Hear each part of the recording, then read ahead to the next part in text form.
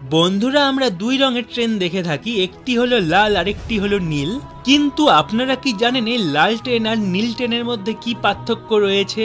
কিন্তু তা জানার আগে আমাদের অ্যামেজিং নলেজ বেঙ্গলি চ্যানেলটি সাবস্ক্রাইব করে নিন। আর আমাদের অ্যামেজিং নলেজ বেঙ্গলি চ্যানেলের ভিডিও অডিও অন্য অনেক নকল চ্যানেলেই ব্যবহার করা হয়, তাই আপনারা আমাদের আসল চ্যানেলটি সাবস্ক্রাইব করবেন আর পাশে থাকবেন। অনেক মানুষ মনে করে এই দুটো ট্রেনের মধ্যে শুধুমাত্র রঙেরই পার্থক্য রয়েছে, কিন্তু এটা একদমই ভুল। এই দুটি রঙের ট্রেনের ডাব্বা আলাদা আলাদা জায়গায় তৈরি হয়। লাল ট্রেনের ডাব্বা তৈরি হয় পাঞ্জাবে আর নীল রঙের ট্রেনের ডাব্বা তৈরি হয় চেন্নাইয়ে।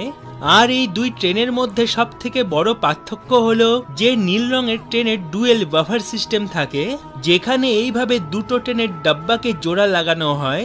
আর এই জন্য যখন নীল ট্রেনের অ্যাক্সিডেন্ট হয় তখন একটি ডাব্বা আরেকটি ডাব্বার উপরে উঠে যায়। আর লাল ট্রেনের ডাব্বায় সিঙ্গেল বাফার সিস্টেম